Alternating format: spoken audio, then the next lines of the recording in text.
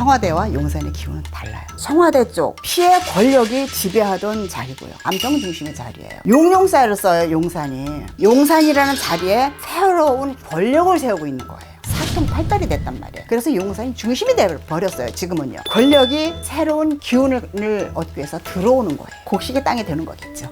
용산이. 그래서 사방에 막힌 것이 없는 용산이 현재로는 최적이라고 보는 거죠.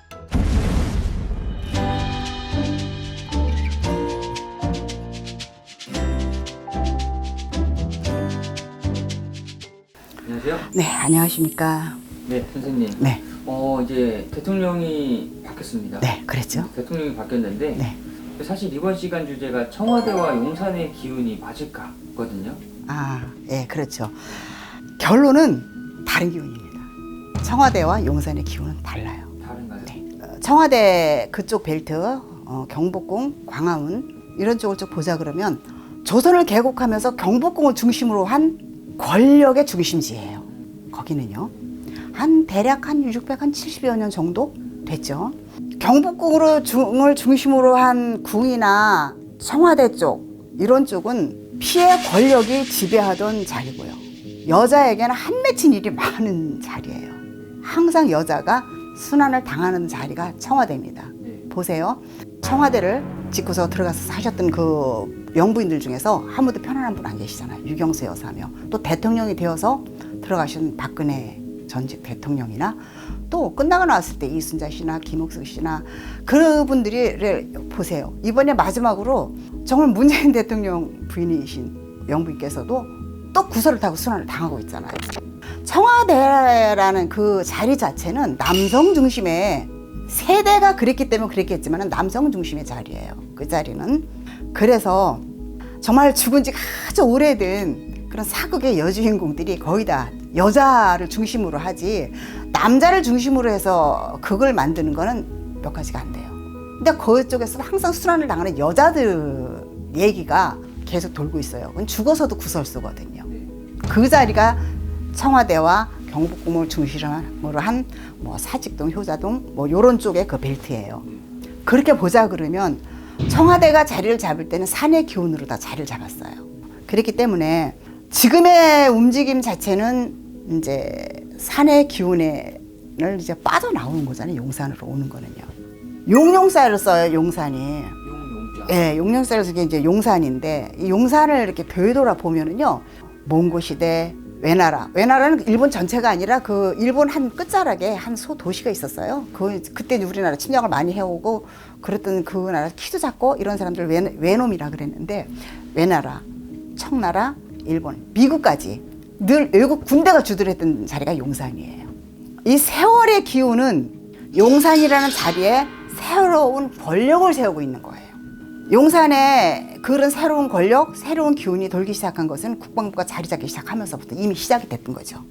이제는 대통령 집무실까지 용산에다 자리를 잡고 있잖아요. 그 자리에 국방부가 있던 자리가 됐든 어디가 됐든 정해지진 않았지만은 그렇게 해서 대통령 집무실까지 돌아오는 것이 용산이에요.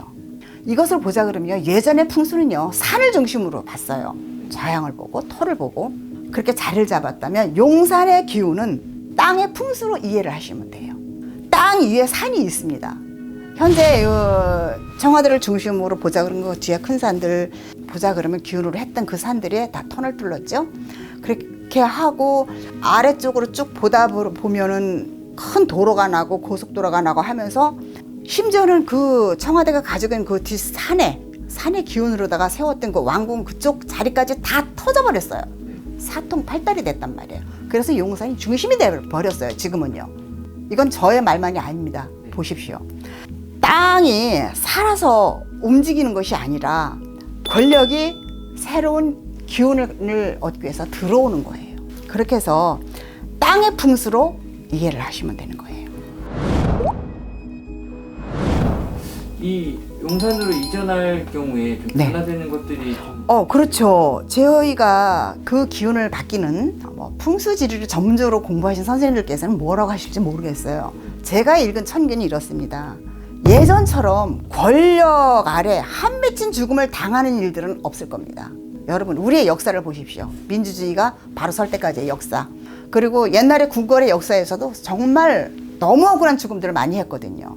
그 역사가 용산으로 옮겨오면서 저희들이 볼 때는 한 맺힌 죽음을 당하는 사람들은 다시 말하자면 없을 거예요, 예전만큼. 사람이 살면서 또 어떤 권력이 유지가 되고 나라를 통치하는데 억울한 일들이 뭐 아주 안 생기겠습니까마는 예전처럼 수없이 많은 피를 흘리는 일들은 없을 거란 얘기죠.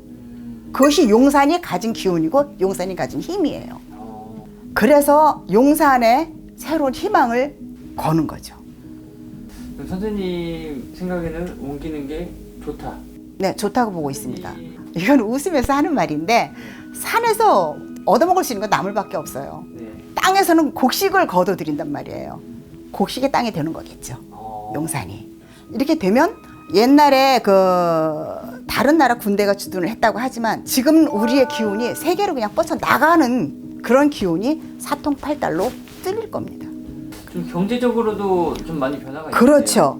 다 열려야 경제가 열리는 거니까. 지금은 한 동네 농사 져서 옆에 동네 팔아먹는 그런 시대가 아니잖아요. 모두가 다 터져 있고 뚫려 있고 잘 풀려가야 되거든요. 그래서 사방에 막힌 것이 없는 용산이 현재로서는 최적이라고 보는 거죠. 여러분들께서 보시는 용산은 어떨까요? 저는 용산이 희망이라고 생각합니다. 우리 모두가 높낮이 없이 가난하지 않고 부자만 잘 살고 이런 시대를 우리는 벗어나야 돼요. 그러자 그러면 땅의 기운이 어머니 같은 그런 기운 가지고 여러분 모두가 잘 사는 세상이 됐으면 좋겠습니다. 용산의 희망 한번 걸어보자고요.